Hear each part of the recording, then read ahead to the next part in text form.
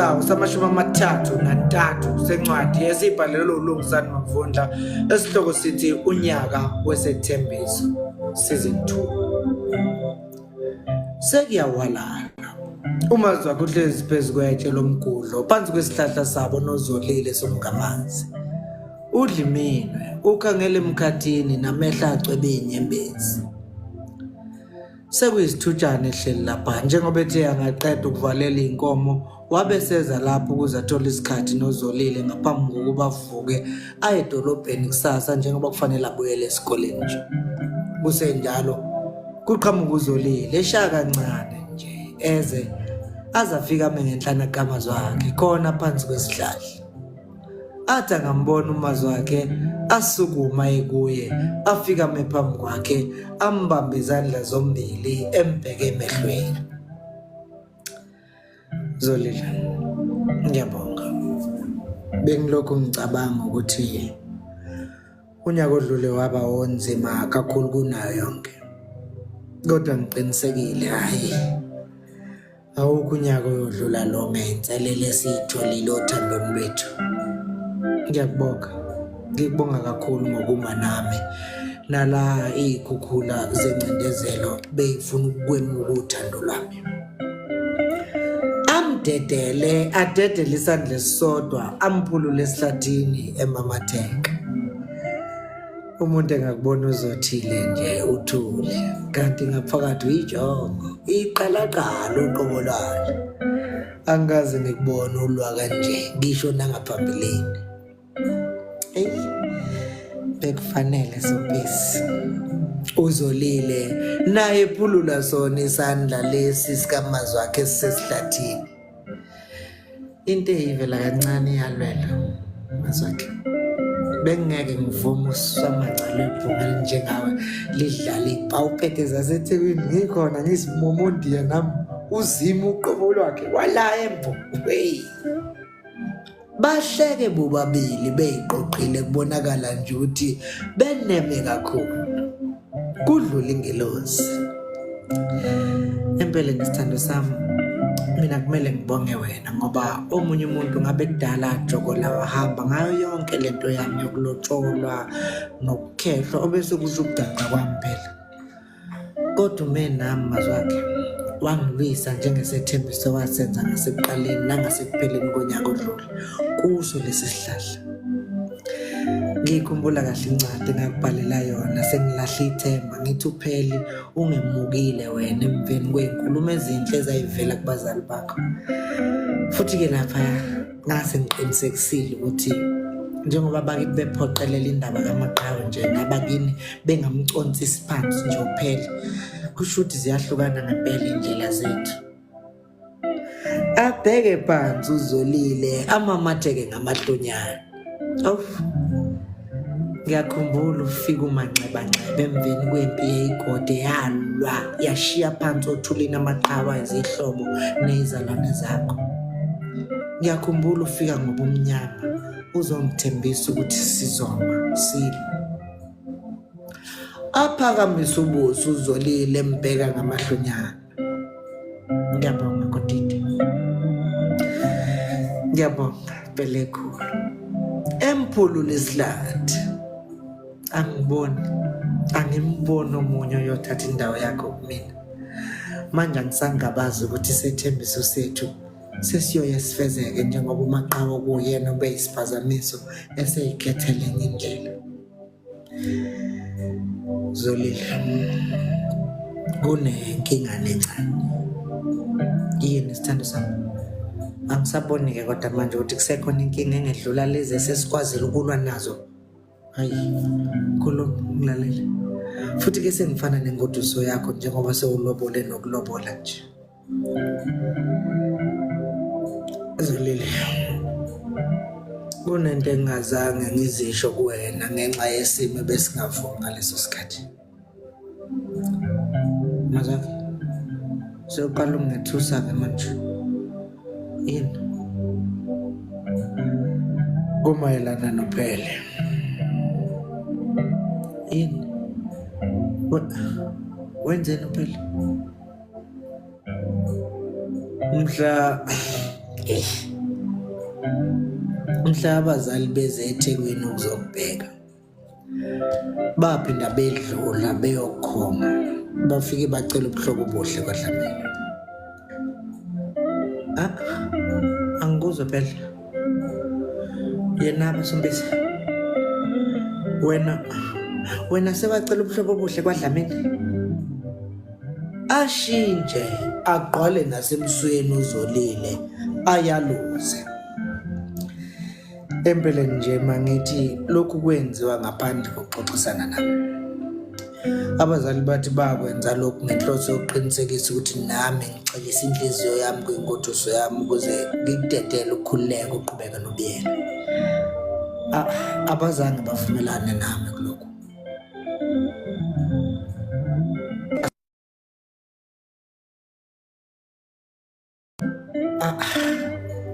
Asikuyeke ukuthi abazange bavumelane nawe. Manje njengoba sebamcela kuphela, ngabe lokho kusho ukuthi useyinkoduso yakho naye?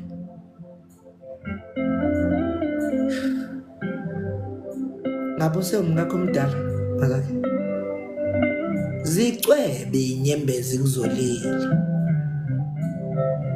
Hawu Nkosi yami, nakho ngiphendukelwa izulu kanti bese ngithi selembulile. Upheli yena uthini ngale ndaba? Ambambe ehlombe Zolile. Okubi kakhulu lokho ukuthi upheli njengoba elapha nje ekhaya kusukela kuthanda, abazali bamthatha njengomakoti nengoduso yami endala. Bamthatha njengomakoti nengoduso. Wena umthatha njengani bazakhe? Umthatha njengani wena? Embheke emehlweni. Kwakhona ukulala. Ulalaphi? Nkosi yami, kungenzeka yini mazakhe ukuthi sonke lesikhathi ngiyayikhohlisa? Yize noma ngikwazi ukuphunyula kwezinye zezihibe inselelo zothando lwami nawe oluyishiye endleleni, kodwa khona ngisaba sathe ngiyaseqa. Siyakhula Zolile, sifuna ukuba ngenhla kwamadolo. Okay, khuluma mlaleli. uZolile ebheka le. Zolile uphela uthi akafune kuba ngoduso namfazi kumina. Uthi yena ulungile iphilela impilo yokuba yedwa. Kodwa uthi ufuna ingane yami Zolile. Nakho avele ngasola. Ushilo uthi nayikhuluma naye lento wena wakhombisa ukuyiqonda emva kwesikhashana nibonisana. Mazwakhe ukuyiqonda kwami kwakuwukuyifaka ezicathulweni zakhe, futhi uphela kazange athi ingane ayifunayo eyakho. Hayi-ke uthi wena wavuma. Mana-ke Mphemba, wasuyamnikeza-ke yini wena leyo ngane ngoba phela mina ngavuma? Wasuyamnika afikelwe isifuthezi uZolile aphefumulele phezulu. Mazwakhe ngicela ungisize, ngicela ungangimiseli ngenhliziyo. Ajuluke uyisizathu sokuthi kuze kube yimanje saphila. Ngitshela ukuthi uyangidlalisa. Ambuke emehlweni ayesegcwele inyembezi nentukuthelo konke kuhlangene ndawonye. Enye into Zolile, upheli umi kwelokuthi akukho kubi akufisela thina. Lokho kubonakala nje ngisho endleleni asesenzele ngayo umusa kusukela ngezikhathi zokuqala kwethu ukuba nenkinga ngenxa yakhe njalo lo maqhawe. Kuningi upheli athi umekubala akuveze njengezinto ezimveza njengomngane walolu thando lwethu ongafune kulwa nathi. Uhamba Zolile azafike ngisho nendaba yokuba umngane kuwe, ukucebisa ngamasu akuphephisile kuko konke bekufanele ngabe kukuyagwinya wena kukusobozela ungaphindi ubonakale ngisho nasemehlweni omhlaba. uphela Zolile uthi ukuba ubefisa kuphele ngawe ngaba kazange ayikhathaze ngisho ngokwazi kusukela eqala ukwazi ngawe. Inkulumo yakhe Zolile ihamba izifake nalokho ukuthi ukuba ubekwala ubengeke akhiphe imali yakhe yokugcina ulotsholwa uma kuwukuthi ungabe ube kufuna ungaphandle komuzi. Ziningi nje izinto ayikhuluma uphele Nkunezi ngazo athi bekufanele ngabe uthola inkokhelo eshisiwe kuzona, kodwa udakayidingi ngoba kuyena ayikho inkokhelo edlula ukuthi abe nomntwana wami njengoba sekucaca nje ukuthi ngeke sangithola.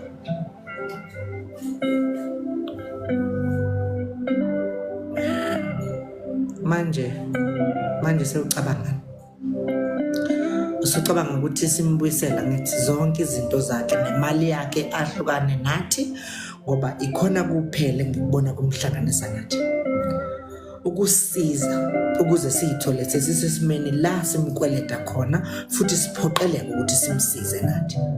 Uphela usisebenzisile mazakhe ukufeza inhloso zakhe. Umbuzo khona Zolile yilo ukuthi sizokwazi yini ukumbuyisela izinto zakhe njengoba engekho sebenzayo phakathi kwethu. Unayo yini imali yokukhokhela inkomo esesibayeni kini?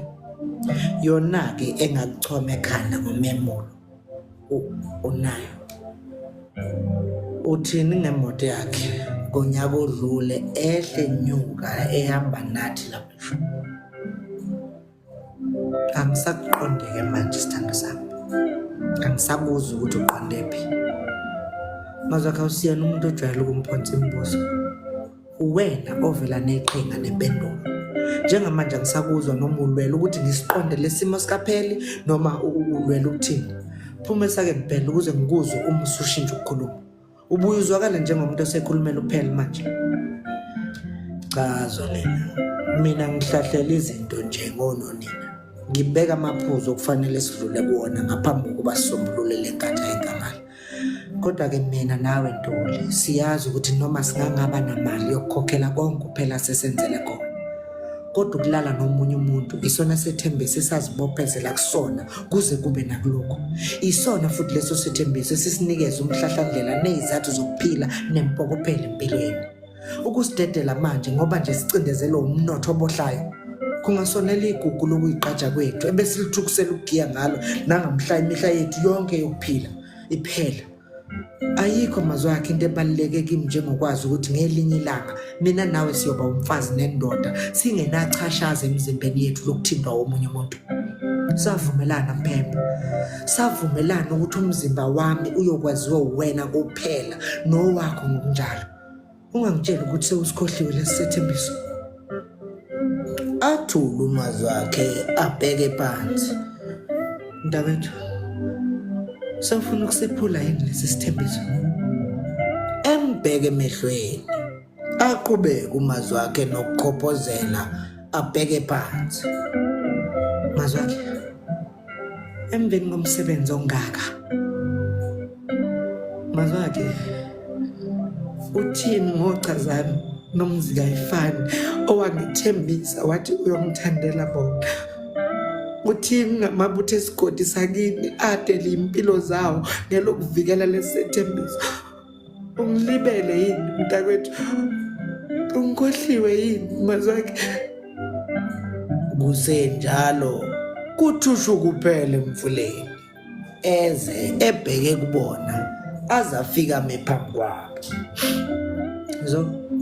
Ngakhali ame asonge izandla eceleni kwabo. Ngakolwami uhlangothi angiboni lutho lonakele la. Deep down your heart mina nawe siyazi ukuthi mina ngifuna ukuthi wena nomazwakhe nixabane. Namanje nje ngiyazi ukuthi nilo indaba yami. Kodwa ke phela kukhona la kufanele sibuye sithi ukuxegisa khona imithetho ukuze impilo iqhubeke kithi sonke. Akuhle ukuthi impilo ibe centered around umuntu oyedwa kuze kube sengazi ukuthi kwayithina manje sesiphilela yena. Solile, ngiyeke izinto zami mina eziningi kakhulu ngenzela wena. Angisawabala ama-leave engiwathathile emsebenzini. Ngifuna ukunakekela impilo yakho. Please Zo, it really cannot always be about you. At some point kuzofanele wemukele ukuthi kunalento ebizwa nge-tit for tat. Ikhothe ikhothayo Zo, engayikhothi yayikhahlela. Ayigezane phela izandla khabazela omuhle manje. Sekufanele izandla igezane Zo.